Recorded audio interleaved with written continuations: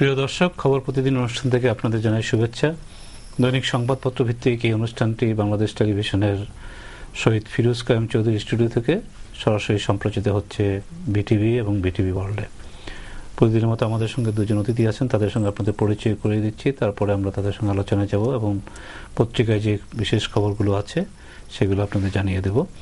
আমাদের সঙ্গে আছেন জনাব সালাম জুবায়ের, দৈনিক সংবাদের চিফ রিপোর্টার। আমাদের সঙ্গে আছেন মোহাম্মদ আরাফাত, ইন্ডিপেন্ডেন্ট ইউনিভার্সিটির শিক্ষক। আপনাদের স্বাগত অনুষ্ঠানে এবং আপনাদের সঙ্গে আলোচনা যে পরিস্থিতি সর্বশেষ এখানে শিরোনাম হিসেবে এসছে বেশি করে। প্রধানমন্ত্রী যে সংসদে ভাষণ দিয়েছেন আমাদের দেশের ভেতরের খবর, তো আমরা লিবিয়া নিয়ে একটু শুরু করি। সেখানে তো গত 6 মাস থেকেই আরাফাত আপনি জানেন যে এই পরিস্থিতিটা চলছে। তো আমাদের যেটা এখন বড় ব্যাপার হচ্ছে যে সেখানে গাদ্দাফির শাসনের অবসান, প্রায় 42 বছরের শাসনের অবসান, এটা প্রায় নিশ্চিত।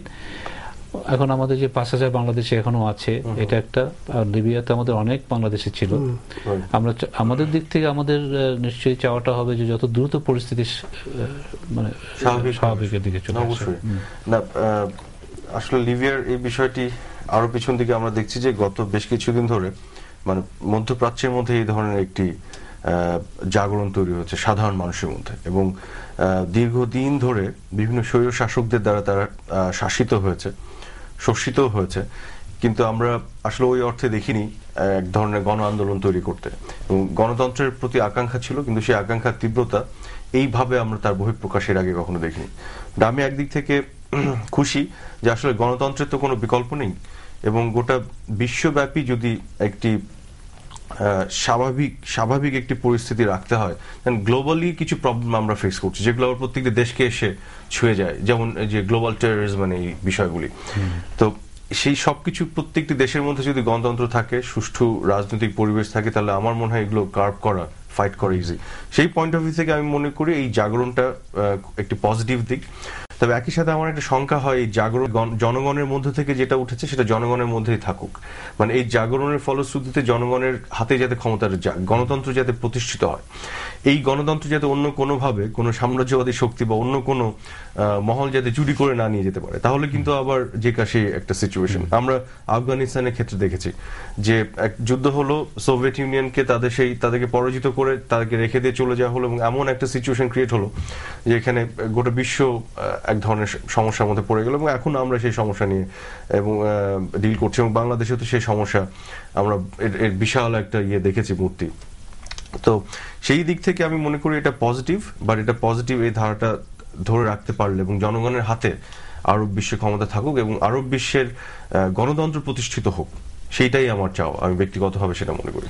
সালাম জি। এখানে আমার মনে হয় যে একটা বিষয় যে বিদ্রোহীদের মধ্যে যারা আছে তারা কিভাবে সরকার গঠন করে, এই সরকার গঠন করতে কতটা তারা স্বাধীনতা ও সার্বভৌমত্ব, কারণ আপনি জানেন যে এই ক্ষেত্রে বিদ্রোহীদেরকে ন্যাটো মানে পশ্চিমা অনেক দেশই তাদেরকে ইন্ধন দিয়েছে, অর্থ দিয়ে, পরামর্শ দিয়ে।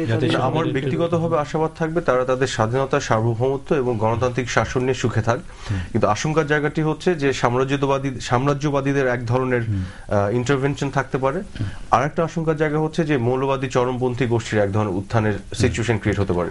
এই দুটো যাতে না হয়। এবং আমাদের আরেকটাও ব্যাপার, যেটা আমি শুরুতেই বলেছিলাম যে আমাদের প্রায় 30-40 হাজার শ্রমিক চলে আসতে হয়েছে, তারা আবার ফিরে যাক, তাদের কাজ পাক। এবং এই জন্য আমাদের মধ্যপ্রাচ্যের এই দেশগুলোতে স্বাভাবিক পরিস্থিতি হওয়াটা খুব জরুরি।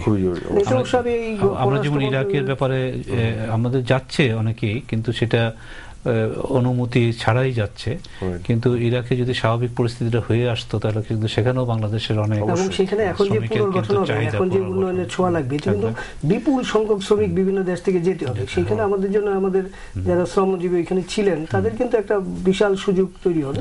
সেই ক্ষেত্রে আমাদের সরকারের মনে একটা পরিকল্পনা নিয়ে আগানো দরকার। সেই জন্যই আমরা চাচ্ছি যে যত দ্রুত এই পরিস্থিতিগুলো স্বাভাবিক হয়ে আসে। আমরা আরেকটি বিষয়ের দিকে যেতে চাই। প্রধানমন্ত্রী আজকে সংসদে তিনি বেশ সাংসদদের প্রশ্নের উত্তর দিয়েছেন, বিভিন্ন প্রশ্নের। একটা জিনিস যেটা এসছে অনেকগুলো প্রসঙ্গের মধ্যে, যে সম্প্রতি আমরা দেখতে পাচ্ছি যে সংসদেও বেশ আলোচনা ছিল যে বিশেষত সরকার স্বাভাবিক না, কয়েকটা মন্ত্রণালয় তীব্র সমালোচনার মুখে পড়ে, এবং সেই দিক থেকে আমরা দেখছি সংসদেও তারা সমালোচিত হয়। প্রধানমন্ত্রী যেটা বলেছেন যে সরকারের শুধু ব্যর্থতাটাকে যদি তুলে ধরা হয় তাহলে পরে এটার পরে যেটা হবে যে তারা যে সাফল্য যেগুলো হয়েছে সেগুলো যদি না বলা হয় তো সেটা জানা যাবে না, তখন কেউ কিন্তু ভালো কাজ করতে উৎসাহিত বোধ করবে না। এটা একটা। আরেকটা হচ্ছে যে সাংসদ যারা আছেন এখন তো সংসদে তো মূলত মহাজোটেরই সাংসদরা বেশি, তো তারাই যদি এমন তীব্রভাবে এই সমালোচনা করেন তাহলে সরকারের যারা প্রতিপক্ষ আছে তাদের হাতেই কিন্তু মানে এক ধরনের অস্ত্র তুলে দেওয়া হবে। আজকে প্রধানমন্ত্রীর বক্তৃতায় কয়েকটি পয়েন্ট আছে ভিন্ন ভিন্ন রকম। একটা হচ্ছে যে উনি নিজ দলের লোকদেরকে সচেতন হওয়ার আহ্বান জানিয়েছেন, মানে যারা এমপি যারা গত কয়েকদিন বলেছেন যে আমি গত কয়েকদিন অসুস্থতায় আসতে পারি নাই, পত্রপত্রিকায় দেখলাম এবং টেলিভিশনে উনি দেখেছেন, এইগুলো বলেছেন এখানে যে ঢালাও সমালোচনা করা হচ্ছে। কিন্তু বাস্তবতা হচ্ছে কিন্তু যে এই সরকারের সাফল্য কিন্তু অন্য অনেক সরকারের চেয়ে বেশি, যদিও আমরা কয়েকটি ক্ষেত্রে চরম সমালোচনার মুখে পড়েছে সরকার। আপনি আমাদের বার্ষিক উন্নয়ন কর্মসূচি বাস্তবায়নের হার কিন্তু আগের চেয়ে অনেক বেশি বিভিন্ন ক্ষেত্রে। তো প্রধানমন্ত্রী মানে অত্যন্ত যুক্তিসঙ্গতভাবে বলেছেন যে ব্যর্থতাগুলো বলার আগে আমাদের সাফল্যগুলো দেখা উচিত, কিন্তু 10টা সাফল্যের পাশে একটা ব্যর্থতাকে যদি বেশি বড় করে দেখানো হয় এবং এটা হয় কি আমাদের দেশের বিরোধী দলকে অস্ত্র হাতে তুলে দেওয়া, এগুলো বলেছেন। আমার মনে হয় অত্যন্ত সুন্দরভাবে তিনি তার দলের কর্মীদের এবং তার দলের এমপিদের একটা সুন্দর পরামর্শ দিয়েছেন যে আপনারা সাফল্যটাও তুলে দেওয়া, ব্যর্থতার কথা হয়তো থাকতেই পারে কিন্তু সাফল্যটাকে যাতে ম্লান না হয়ে যায় সাফল্যের। আর আপনি যেটা বললেন যে এটাতে হয় কি যে তাহলে এই উন্নয়নের পিছনে যারা শ্রম দিচ্ছে তাদের আগ্রহটা কমে যাবে। যে আর যেটা গুরুত্বপূর্ণ যে তিনি বলেন না যে ব্যর্থতার কথা বলাই যাবে না, সেটা বলেন না, কিন্তু তার সঙ্গে সঙ্গে আমি একমত ওনার সাথে। যেটা হচ্ছে যে সমালোচনা তো করা যেতেই পারে কিন্তু সমালোচনাটা অবজেক্টিভ হওয়া দরকার। আমি যদি যেটি উনি বললেন যে 20টি গভর্নমেন্টের অ্যাক্টিভিটির মধ্যে যেখানে 15টি হয়তো ভালো 5টি খারাপ, আমি 15টিকে না ধরে শুধু 5টিকে একটা লিস্ট বানাই তাহলে মনে হবে সবগুলিই খারাপ। তো এই ধরনের একটা অবজেক্টিভ জায়গা থেকে সমালোচনা হওয়াটা দরকার আমি মনে করি। আর যেটা হচ্ছে কি যে আমরা অনেক সময় খুব ইমোশনালি এমনভাবে আলোচনার মধ্যে বিষয়গুলো নিয়ে আসি, আমরা অবজেক্টিভিটি লুজ করি, আমাদের সেন্স অফ জাজমেন্ট লুজ করি। সেই জায়গাতে কিন্তু তখন পুরো বিষয়টা মিসইন্টারপ্রেটেড হয়, মানে বিকৃতভাবে উপস্থাপিত হয়। সেইখানে যারা সত্যিকার অর্থে কাজ করছেন, ভালো করার চেষ্টা করছেন এবং অর্জন আছে, তাদের সেই বিষয় খারাপ লাগতেই পারে। এবং আমার মনে হয় আমরা যেটা আশা করি আমাদের বিশেষ করে বিরোধী দল থেকে যে কনস্ট্রাকটিভ সমালোচনা করবে সেই জায়গা, সেই প্র্যাকটিসটা কিন্তু আমাদের দেশে নাই। আমাদের এক ধরনের দেখি যে আর্টিফিশিয়ালি ফ্যাব্রিকেট করে কোন রকমের গভর্নমেন্টকে বা এক ধরনের ডাউন প্লে করার প্রবণতা।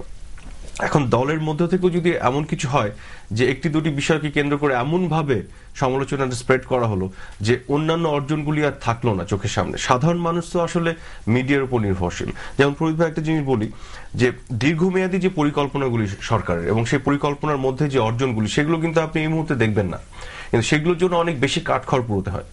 কিন্তু স্বল্প মেয়াদী যে প্রবলেমগুলি সেগুলো খুব কুইকলি দেখে।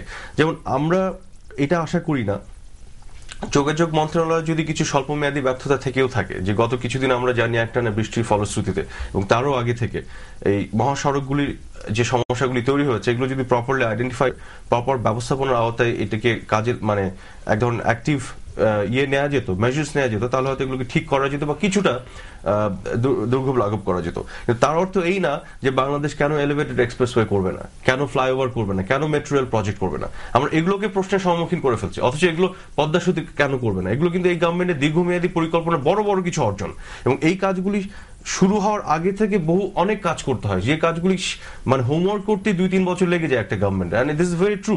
তো সেই কাজগুলি কিন্তু হয়েছে। এবং আমরা জানি যে ঢাকা শহরের ঢাকা সিটি কর্পোরেশন একটা তথ্য অনুযায়ী আমরা জানি যে 60% টোটাল যে যানবাহনের 60% ঢাকা শহরে চলে। এবং আমরা যে ট্রাফিকের যে জ্যাম এগুলো নিয়ে মানে প্রত্যেক দিন আমরা এগুলো ভোগ করি।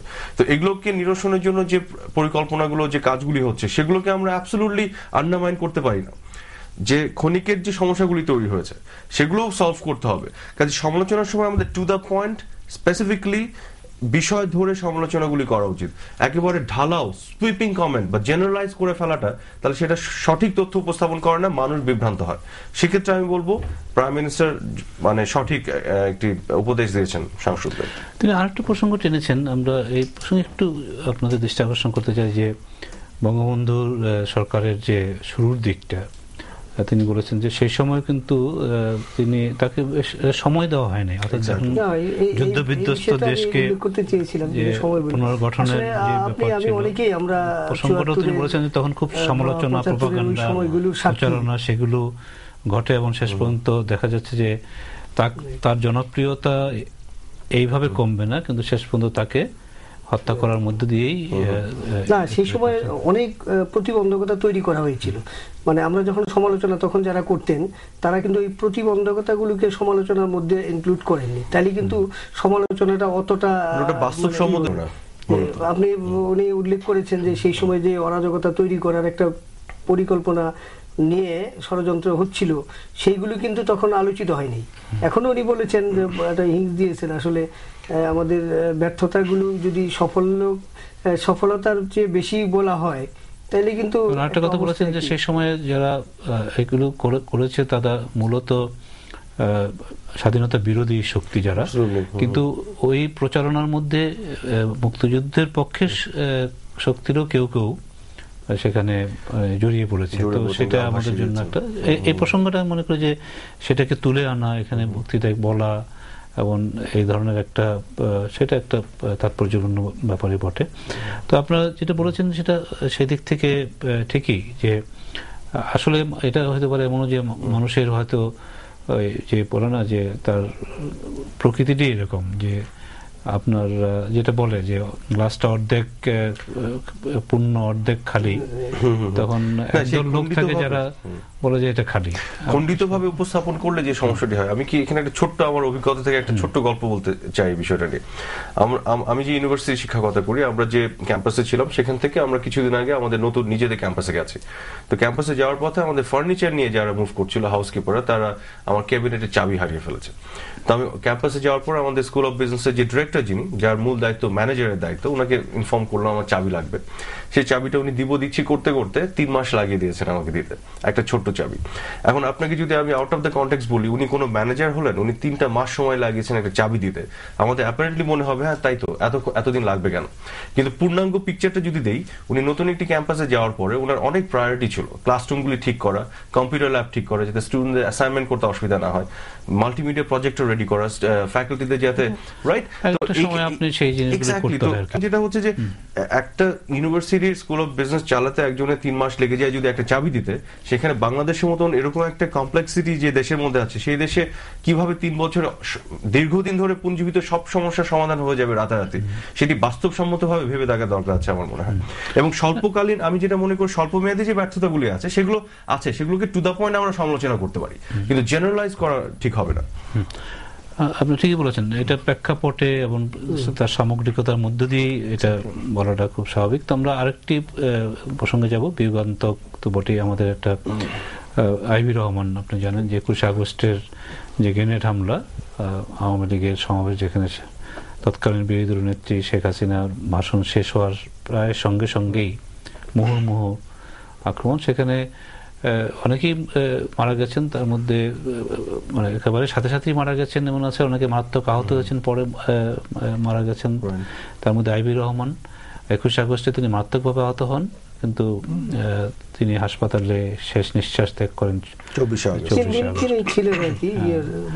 তো তার মৃত্যুবার্ষিকী, সপ্তম মৃত্যুবার্ষিকী গতকাল পালিত হলো, এবং এটা আবার আমাদেরকে 21 আগস্টের সেই ভয়াবহতার কথাটা স্মরণ করিয়ে দেয়। আমরা তার স্মৃতির প্রতি শ্রদ্ধা জানাচ্ছি আইবি রহমানের এই অনুষ্ঠান থেকে নিঃসন্দেহে, কিন্তু বিচারের দাবিটাও কিন্তু সামনে চলে আসছে। অবশ্যই বিচার প্রক্রিয়া।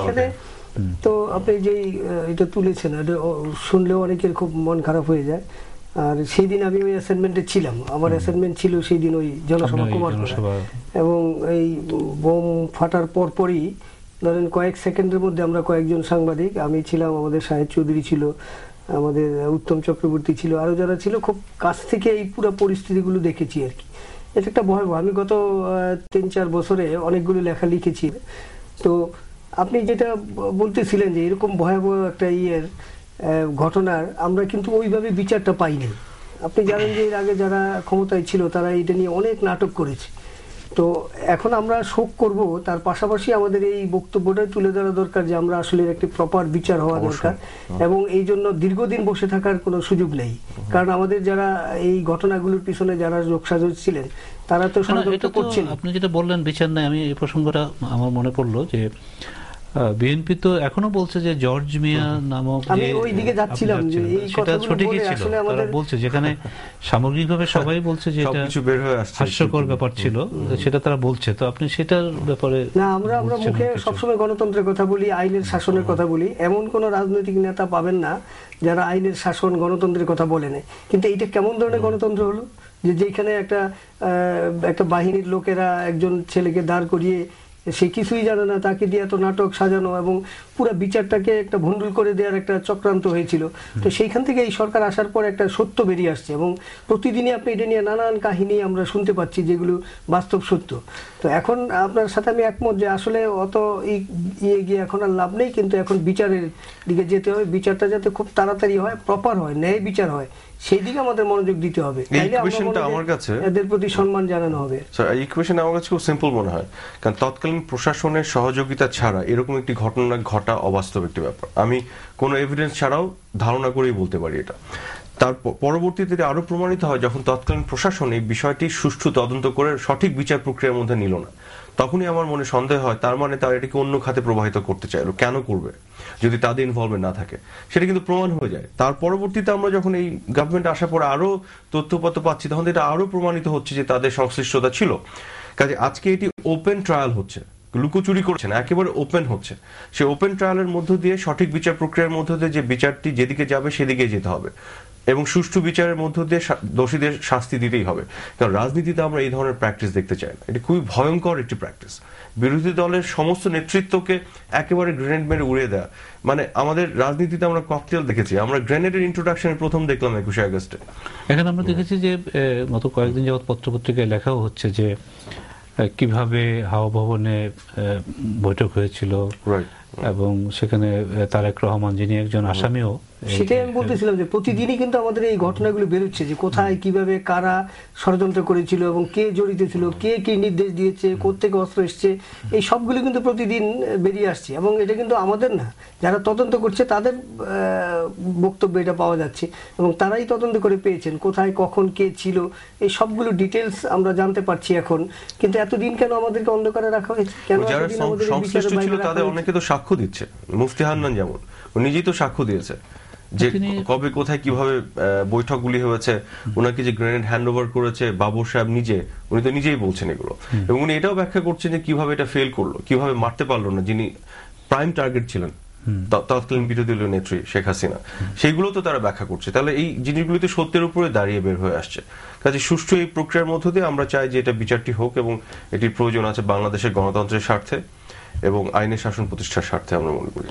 কিন্তু এখানে যে আপনি তো চাইলেন, তো এখানে যেটা ব্যাপারটা হচ্ছে যে বিএনপি তো ইতিমধ্যেই একটা প্রধান বিরোধী দল, তারা বলছে যে এটা রাজনৈতিক ভাবে করা হচ্ছে, রাজনৈতিক উদ্দেশ্যে করা হচ্ছে, যেটা আপনার এমনকি যে তারেক রহমানকে যে সেখানে আসামি করা হয়েছে, বা হারিস চৌধুরী এবং বিএনপি আরো অনেকে আছেন, এখানে আমি একটু প্রশ্ন রাখতে চাই, সেটাকে করা হয়েছে যে রাজনৈতিক উদ্দেশ্যে। এখানে একটু প্রশ্ন রাখতে চাই, ধরে নিলাম আওয়ামী লীগ এখন ক্ষমতায় এসে রাজনৈতিক উদ্দেশ্যে করছেন, আপনারা যখন ক্ষমতায় ছিলেন তখন এই ঘটনাটি ঘটলো, আপনারা সুষ্ঠু বিচার প্রক্রিয়ার মধ্য দেশ আসল আসামিদের ধরে দিলেন না কেন? আপনারা কেন একটি নাটক করলেন? সেটা তো আমরা জানি, এটা তো প্রমাণিত আজকে। এবং আপনারা যখন আপনাদের প্রশাসন চলছে, সেই প্রশাসনের মধ্য থেকে এরকম একটি ঘটনা ঘটে গেল কিভাবে, সেই প্রশ্নের উত্তর ওনারা দেন আগে, তারপরে আমরা বাকি কথাগুলো বলবো। এবং আমার মনে হয় জনগণকে এখানে সচেতন করতে হবে, জনগণকে সচেতন করে, কারণ এই ঠুনকো যুক্তি দিয়ে হবে না, রাজনৈতিক কারণে করা হচ্ছে, সত্য যেটা সত্য এটা বের হয়ে আসতেই হবে।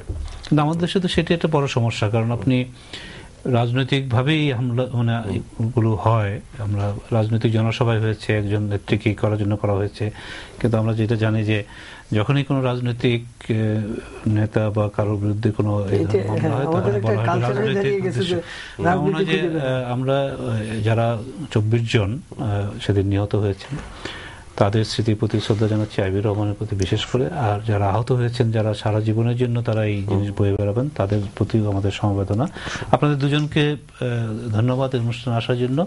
প্রিয় দর্শক, আপনারা এই অনুষ্ঠানটি আগামীকাল এই সময় দেখতে পাবেন সেই আমন্ত্রণ জানাচ্ছি, এবং আজকে যে অনুষ্ঠানটি দেখলেন সেজন্য ধন্যবাদ জানিয়ে আজকের মতো এখানে বিদায় নিচ্ছি।